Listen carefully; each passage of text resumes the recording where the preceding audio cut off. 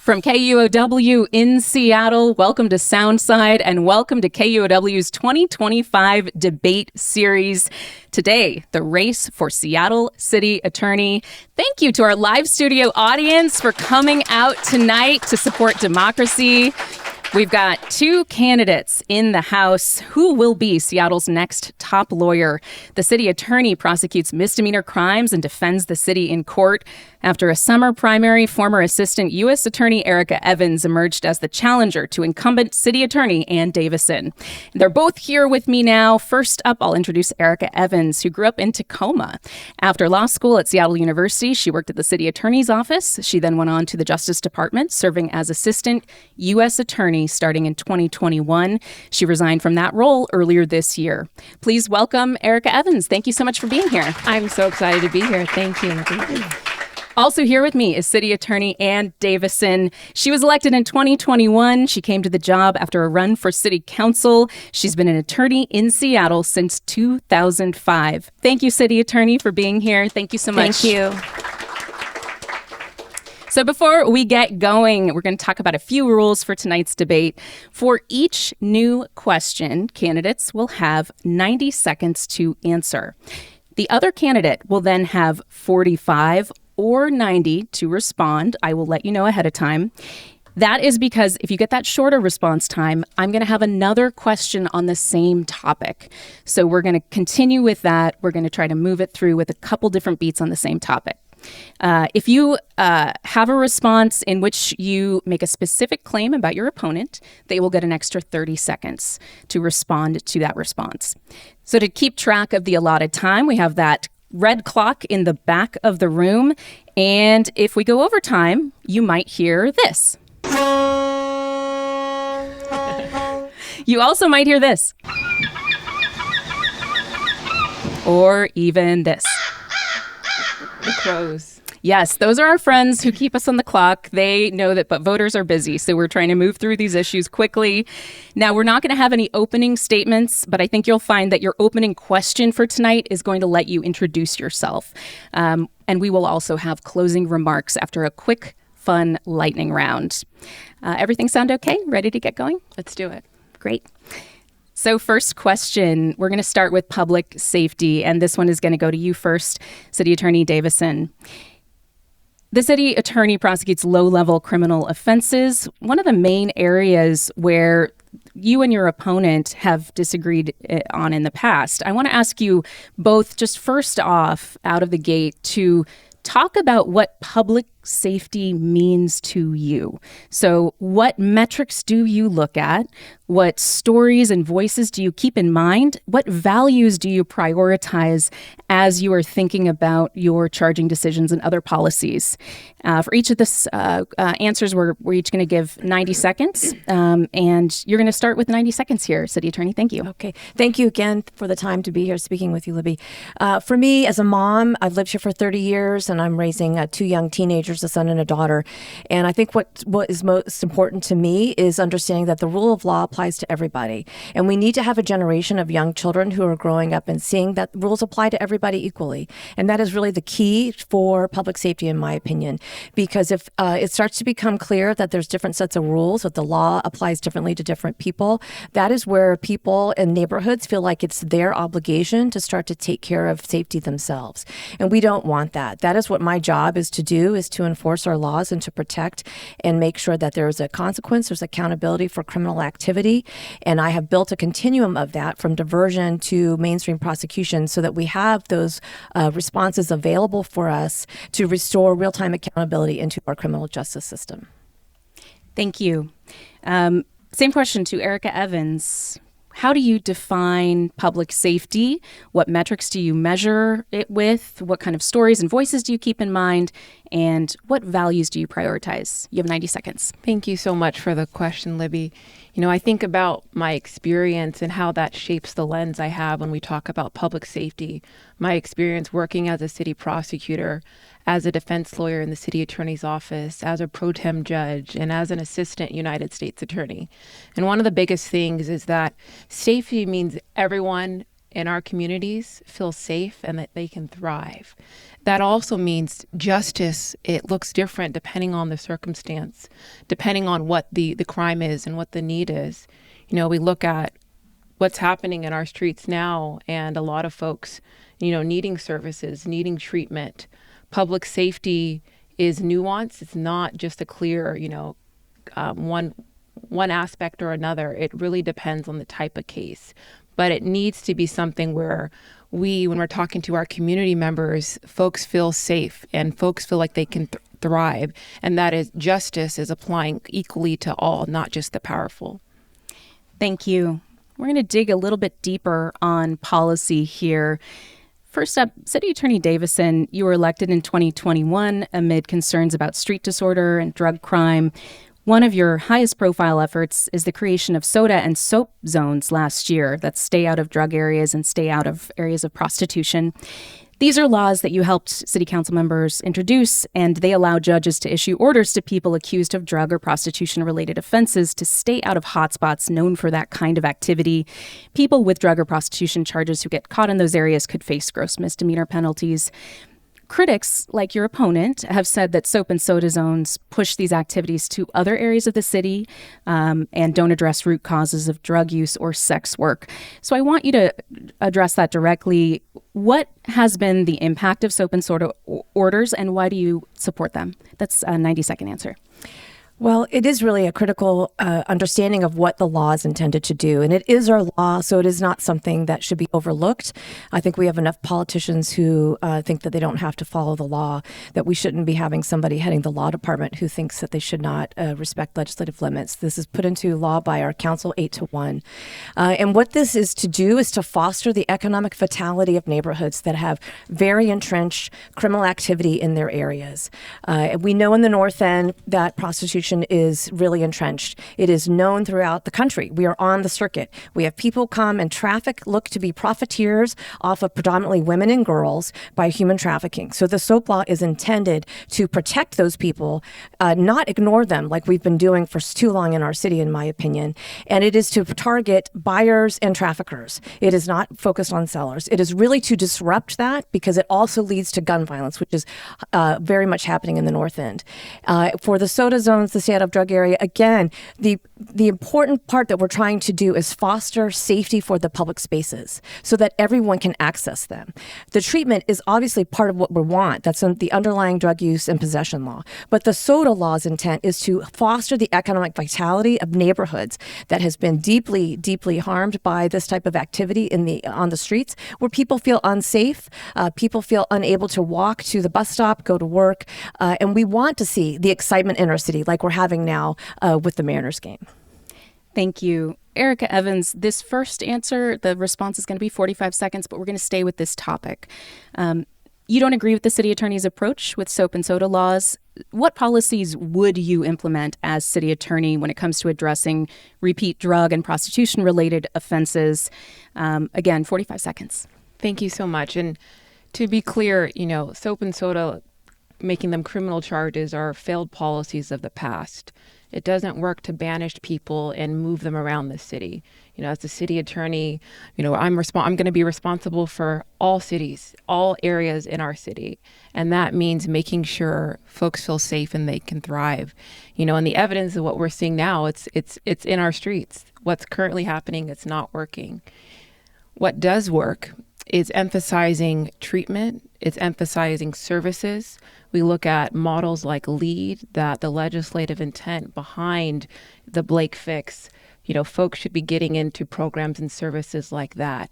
So that is what we're going to be doing under, our new leadership, is making sure we're being excellent partners with LEAD.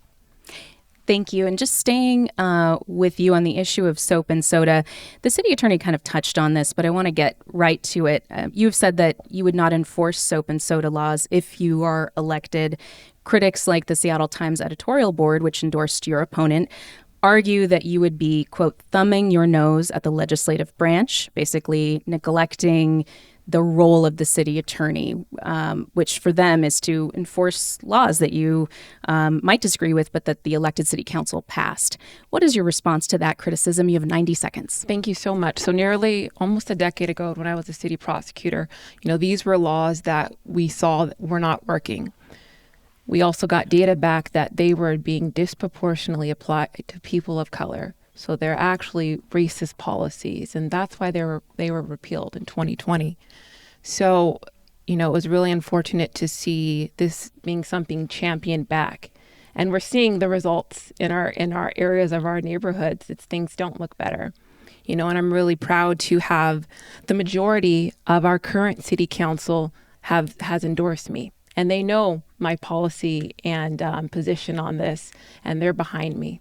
And so I think that is something that really speaks to the strength and trust that folks have, in my experience, actually working in public safety for nearly a decade, being boots on the ground. I've been responsible for getting close to 1 million fentanyl pills off our street, getting folks that are actually trafficking guns and unlawfully, against people's will, humans. I think this perspective matters in a role like this. Folks that are dealing with addiction, they need treatment, they need services, and that's not currently happening under the current leadership as it should be. Thank you. Thank you. City Attorney Ann Davison, 45 seconds for your last word here. You've heard that these are old policies, that these are things that haven't worked in the past. What is your response? You have 45 seconds. Yeah, I can be quick on this because the old way covered 40% of our 83 square miles of our city, and the SOTA zones today, they make up less than 1/2 of the 83 square miles of our city. These are not banishment zones, which focus on the defendant, is how my opponent describes it. I'm focused on public at large and victims, which are neighborhoods that are having this criminal activity so entrenched. Neighborhoods who are begging for me to make a difference. And it is better. And I think that I've heard that across the city, it is better since 2021. So these policies that she's espousing will take us only back to those pre-2021 days. And the disproportionality that is accused of being in these policies is not such, because we give all of that data for the public to see. And Libby, may I quickly respond? Yeah, I'll give you 30 seconds because I did hear a statement. Yeah, go ahead. Thank you so much. So neighborhood public safety leaders across our city completely reject that theory that what's happening is working. Folks can go out and see it's not. Another thing I want to be clear is soap and soda are something that the judge can order as a condition. It's not that the city attorney can come and say, oh, we're not going to have soap and soda. That's on the court to impose as a condition. Additionally, it would be up to city council to repeal it. That's not something I could do as the next city attorney. What I am saying, though, is that we're not going to criminalize folks and put them in banishment zones for folks dealing with addiction or for folks that are unhoused. We need to be providing services and treatments, and that's being a good public steward of our dollars. Thank you. Thank you. Moving on, City Attorney Davison, you effectively ended the city's community court program in 2023. Community court allowed people arrested for low-level crimes to access social services instead of going to jail. You proposed a new alternative to replace community court this year. Can you outline what problems the new diversion program fixes that community court did not, and why this is a better solution? Well, first I need to 90 seconds. Apologize. I do need to correct the premise of your question. It is not a replacement. They are separate things. They had nothing to do with one another. I closed community court because the data. I just want to give you a full 90 seconds now. So that you don't have to take up your time. Okay. I just that has been either misunderstood or misrepresented, and so I'm not accusing you of either of that, but it is needs to be understood. The community court did not have drug cases going through it because under state law it was still a felony. So there were no cases coming through at that time. What the data showed, again, that I brought unprecedented data transparency to the public for what is happening in the city attorney's office, is that it was actually increasing recidivism. It was encouraging people to commit crimes because they were auto-routed into community court regardless of the regardless of their criminal history. And that was what I walked into from my predecessor and my opponent. That was the policy that was put forward. So I decided that's not a good use of tax dollars because it really is going the opposite direction of what we want, which is to improve public safety. I doubled the diversion programs in response to that. And that actually is reducing recidivism because we're being discretionary in how we are offering those instead of the automatic route to community court, which was what I inherited, which is why I decided to do that. Separately, once the state legislature defelonized drug use and possession, it became a gross misdemeanor. That is when I could take action, and I had to get the appropriators, council and mayor, to give me the funding to create something. So we have set up an alternative. It's called a drug prosecution alternative. So when we do get those underlying use and possession cases, we can understand what's happening for that person. It's not going to be offered to every single person all the time. Again, it's to make sure we're offering people early in criminal activity so they can have a different life trajectory. Thank you. 90 seconds to you, Erika Evans. You would like to bring community court back. What would your version look like? How will it respond to the issues that the city attorney just raised? Thank you so much. And I'm going to first address the part of the drug alternative, like pseudo community court that the current leadership brought back. There was a study published in the Seattle Times and from the Department of Public Defense just about a week and a half ago. And it was really unfortunate to read that out of the 210 or 215 folks that have been charged with possession of user amounts of drugs or, using drugs in public, how 97% did not get treatment from cases that are in the current city attorney's office control. And that's a failure. We talked about the legislative intent when it comes to the Blake fix and allowing folks to now get potentially criminally charged for drug use or drug possession. The legislative intent behind it recommended services like lead and treatment as a priority, not punishment and prosecution, what's currently happening. Another thing that was extremely alarming to see in that report was that how Black people were 4 times represented in that amount of people that were prosecuted under this current leadership. Talking really quickly in the remaining time I have about community court, we're going to bring a community court back that's reimagined, that ensures it has accountability and the right services to help folks not get out and reoffend. We can do it. Bellevue just opened a new community court.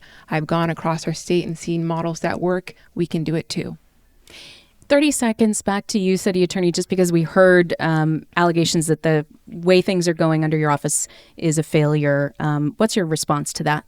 Yeah, it's absolutely not. Because first of all, people need to understand I don't direct the police. So if law enforcement is diverting, then that case does not come to me. I have a prosecutor that works specifically with leads. We understand what's happening for those clients when they participate.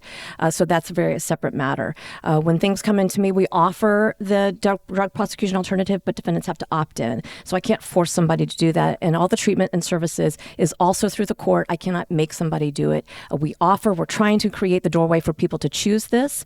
But meanwhile, we need to make sure that people walking the streets are not the ones having to face this up front with themselves and their family members, where they are the ones having to ensure their own public safety in the moment. Thank you. I'm going to do a quick reset for folks who are just joining us. This is KUOW's debate for the Seattle City Attorney race. I have incumbent Ann Davison and challenger Erika Evans in studio with me now. At this point, I'm going to be flipping the order. Prior to this, we had Ann Davison fielding the first questions. Now it will be Evans taking the first answer, and then we'll try to keep that consistent. Erika Evans, you've made the speed at which domestic violence cases are prosecuted central to your campaign against the current city attorney. You say her office is moving too slowly. Zooming out, your opponent inherited a reported backlog of nearly 5,000 misdemeanor cases, partially due to pandemic restrictions. Davison's office said that her predecessor, Pete Holmes, had a median time from arrest to filing decision of 162 days in late 2021. It is now a fraction of that. Lisa Dugard, co-founder of LEAD, told Publicola that this was a clear improvement under Davison. But domestic violence cases, as you have pointed out, have been taking longer. As of July, it was about 33 days to file. We're going to be asking the city attorney about that in just a moment. What would you do differently to speed filing decisions if you're elected? That's 90 seconds. We're going to prioritize domestic violence cases. They're one of the more serious misdemeanors that are in the city attorney's office. And on average last year, they took 58 days to file and charge. As someone that's worked in public safety for my whole career, I did a domestic violence jury trial just this year. When we are waiting that long to make sure survivors are okay, survivors could end up becoming deceased and dead or killed. You need to act with urgency on these cases, because when someone's essentially arrested, taken out of the home, and released with nothing filed, with no protection order, with no firearm surrendering, it really puts that survivor's life at risk. And so what we're going to do is move quickly on these cases. These are cases I've been boots on the ground working on before, and I think that's the important lens that I bring, an experience that matters when you're leading folks doing those cases. Thank you for the question. Thank you. City Attorney Davison, you'll have 90 seconds here. I know you want to respond about the speed of charging decisions. I just want to set the stage a little bit. Josh Cohen with Cascade PBS reported that on average, before you took office in 2021, your predecessor filed domestic violence cases in roughly 26 days. But last year, your office took, as Erika mentioned, 56 days to file DV charges on average. This year, at the end of July, it was about 33, and maybe you can update us on how that is going now. But can you take us behind those numbers? Why did it take suddenly more time for DV filing to happen? What have you been doing to bring it down? Yes. Again, from the data that I brought forward for the public to see, I can tell you that from 2017, because I want to make sure I understand, I don't blame everything on the pandemic from Pete Holmes and my opponent's time period of running the office. It is from 2017 to 2021, that average was 200 days to file domestic violence. My average since 2022 is around 60. I will tell you the reason why I prioritize domestic violence absolutely is because we do a trauma-informed approach, which means it might take a little bit longer, because we're trying to make sure we understand the facts of the case and what's going on. The second thing is I have, for the first time, because I have applied for a grant, a domestic violence investigator in the city attorney's office. There has never been one in the history of the city attorney's office. I am the first woman, and obviously then the first mom, to serve in this role, the 10th elected city attorney. I absolutely take domestic violence cases seriously. I don't have to have been a line prosecutor to have a vision of how to lead and how to make decisive action so we can restore accountability into our criminal justice system. Having an investigator available for my domestic violence prosecutors is part of what we're building so we can be responsive. When I do get felony declines, of which I do get, strangulation cases that should be felonies that are coming into my office, they are serious cases, and I absolutely take them seriously. Thank you. And could I quickly respond? Sure. Well, I'll give you each 30 seconds on this, because I know it's been a really hot topic on the campaign trail. 30 seconds to you, Erika Evans, and then back to 30 seconds with the city attorney. No, thank you, Libby. As you pointed out, taking over twice as long to file and charge domestic violence cases is putting our public at risk. It's not being a good steward on public safety. I think another big thing that also comes into play with experience and knowing how to move things forward is charging appropriately. We looked at the data from last year. On average, 60% of cases that were set for jury trial under the current leadership ended up being dismissed. And those numbers are way too high. To be clear, as a prosecutor, sometimes dismissal is the right thing to do. But when it's 60%, it means too many things are being charged in the first place that shouldn't be. And that's not being a good steward of our public dollars. Thank you. So I think we're talking about different timelines here. I know Erika Evans said, twice as long to charge. I think she's referencing, and correct me if I'm wrong, that at the end of the Pete Holmes administration in 2021, this was the 26-day average for filing, and then it went to 56 last year. It's back lower than that again now under City Attorney Davison. I hear you, City Attorney Davison, talking about a different timeline, which is the average for the period under Pete Holmes, at least that last term. Is that right? And so we're kind of talking about different numbers. And I know for people listening, it's going to be hard to kind of keep track. So 30 seconds here, just kind of a final thought on where you're at with domestic violence charging and the speed of charging. I find it absolutely offensive to be accused of that I would be slow to prosecute in domestic violence. Again, I'm the first woman to serve in this role. And I have a team of domestic violence prosecutors. This is what they focus on.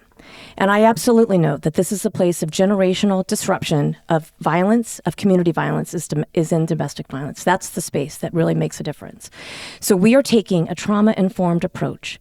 And by measuring, is she talking about the mean? Is she talking about the median? Is she talking about this quarter? Is she talking about that year? I'm telling you generally a large, big picture view of how the system is functioning on behalf of the city in this space, in the topic of domestic violence. And when I tell you that I brought in a domestic violence investigator, that should tell the people listening to your show, I absolutely prioritize this.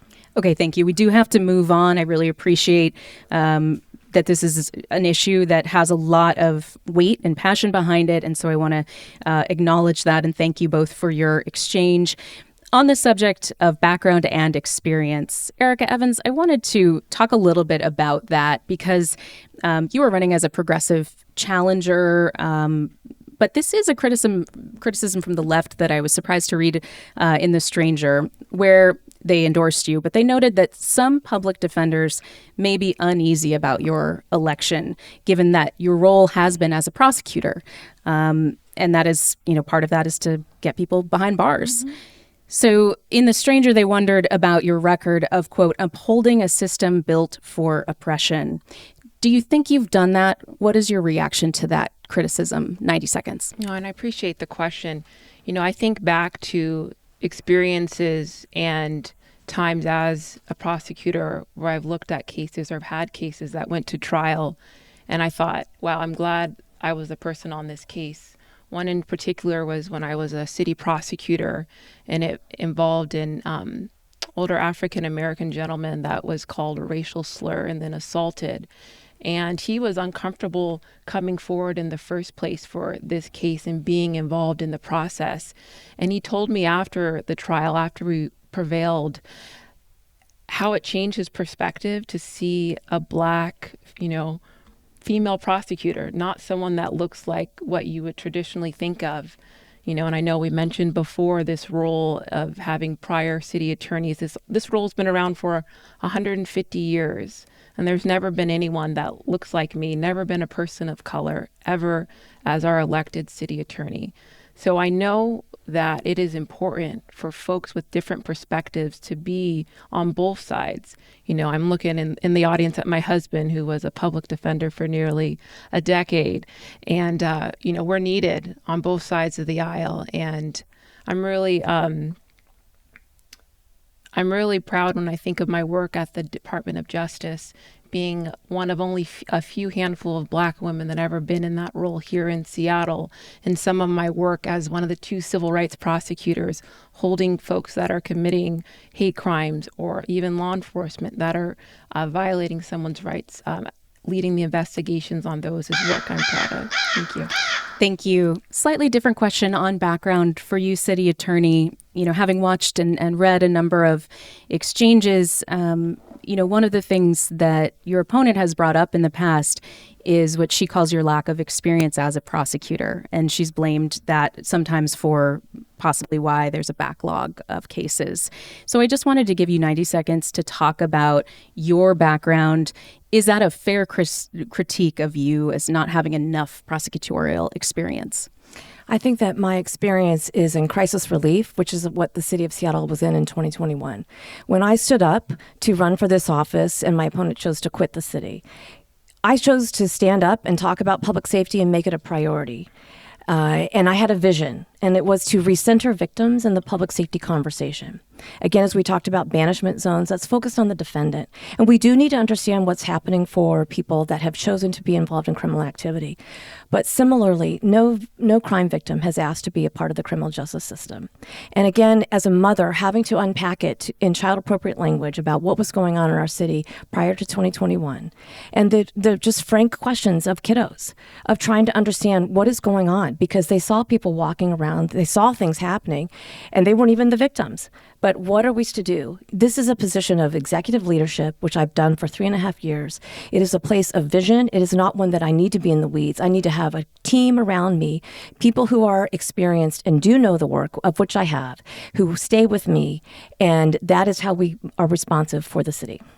Thank you. Can I quickly respond? Okay, if I give you 30, I'm going to give 30 That's back to fine. the city attorney. Go ahead. I was just hearing that I quit the city. No, I was given an amazing opportunity to serve the United States, as an assistant United States attorney, an extremely difficult job for any lawyer to get. And it was a dream job, going to court, saying Erika Evans on behalf of the United States. But that started to shift after the new change in presidency, and we saw civil rights rollbacks. And I saw not enough being done here locally in our city attorney's office. So I'm coming back to make sure we're being good stewards of public safety and always fighting back with urgency and courage. Thank you. 30 seconds back to you. I'm hearing not enough being done. Any response to that? I think I will say again to listeners, does the city feel better than it did in 2021? And for the majority of people, it's yes. There's absolutely more work to be done. Again, I don't direct the police, but I absolutely partner with them. I go on ride-alongs. I've done that since 2022. I did one 2 weeks ago from 6 p.m. on a Friday night till 3 a.m. on a Saturday morning on my own time because I want to understand what they do. That's why they back me and why they want me to remain the lawyer and prosecutor on behalf of the city.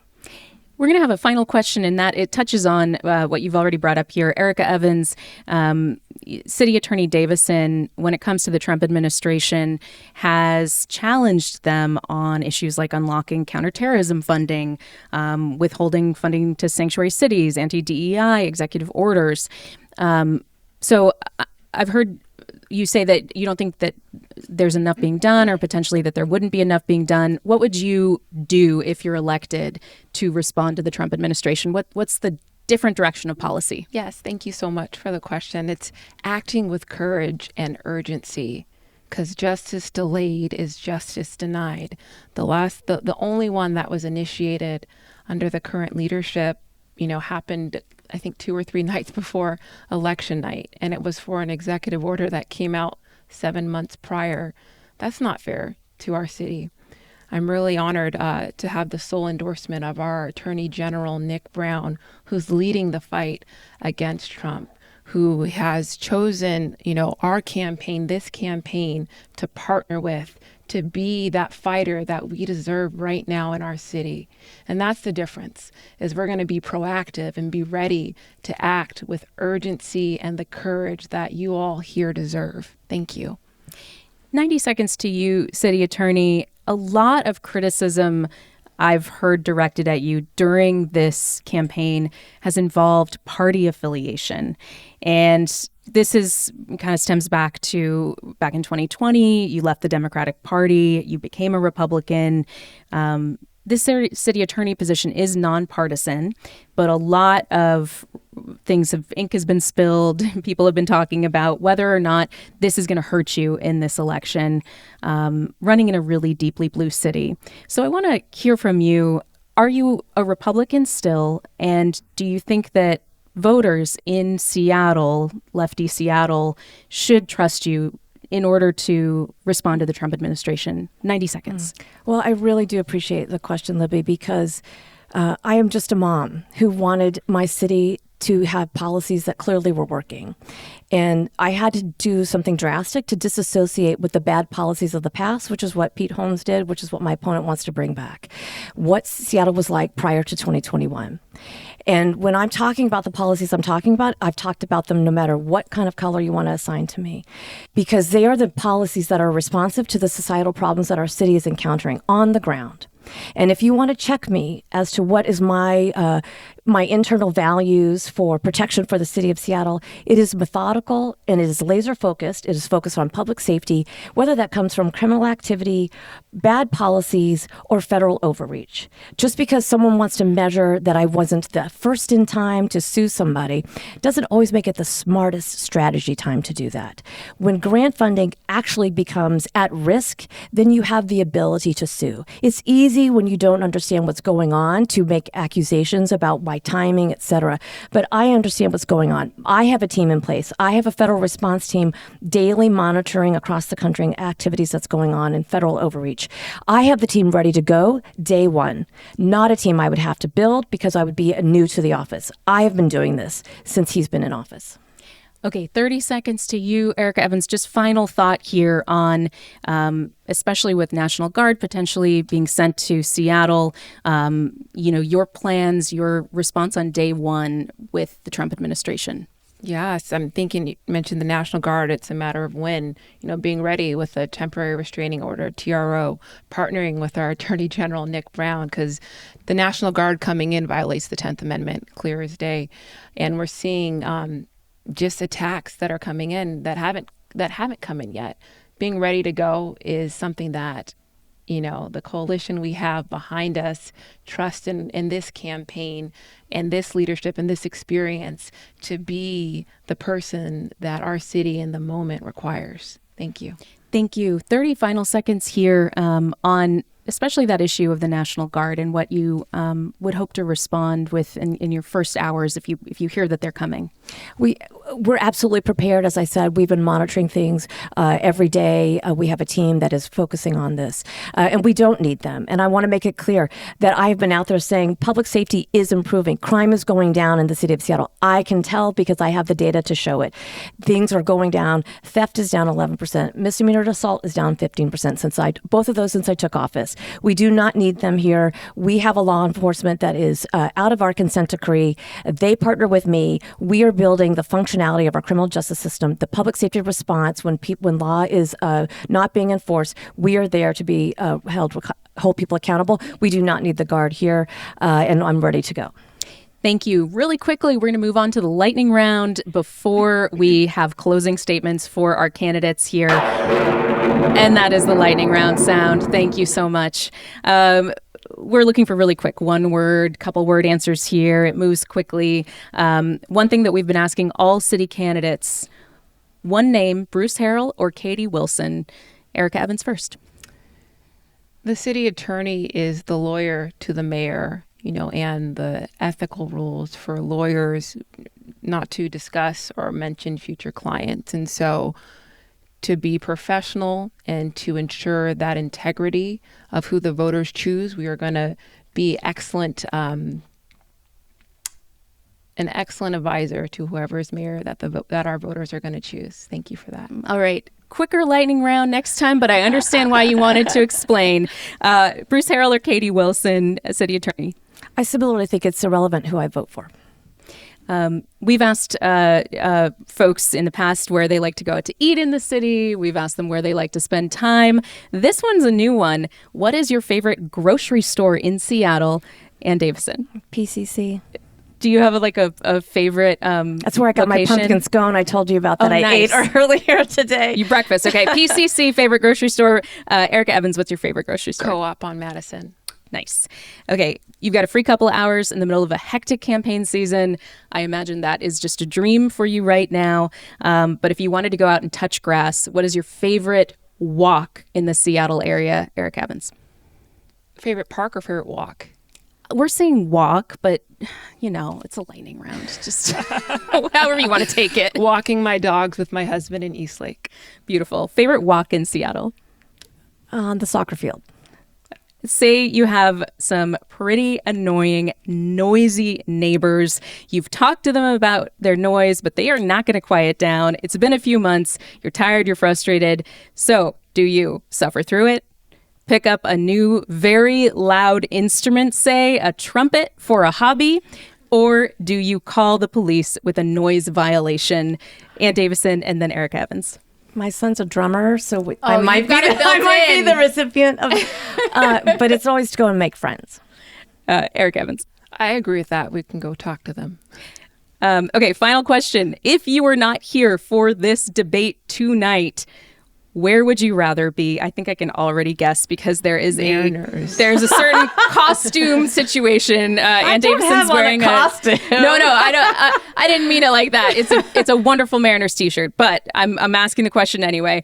Where would you rather be tonight? At T-Mobile for the Mariners game, or Climate Pledge for the Dua Lipa concert, or special extra option, home on the couch with your cozy pants on? Erika Evans, then Ann Davison. At the Mariners game. Historical Mariners game. Nice. I will say Mariners to make myself sound cool, but it might be cozy pants. It might be cozy pants. With the game on. Yes, with the game. Exactly. Okay, final minutes here. We have made it through the city attorney debate. One more thing. Producer Gabby and I flipped a coin ahead of time, and we're going to move to closing statements. Erika Evans will go first, and your 1 minute starts now. Thank you so much. So I appreciate you all for being here. Thank you, KUOW. Thank you to the audience. Thank you to my opponent, my husband, and campaign manager and finance team that's here. I believe we should be living in a city that is a place where we can all thrive and feel safe. And I think about the importance of having leaders that have the courage to fight back.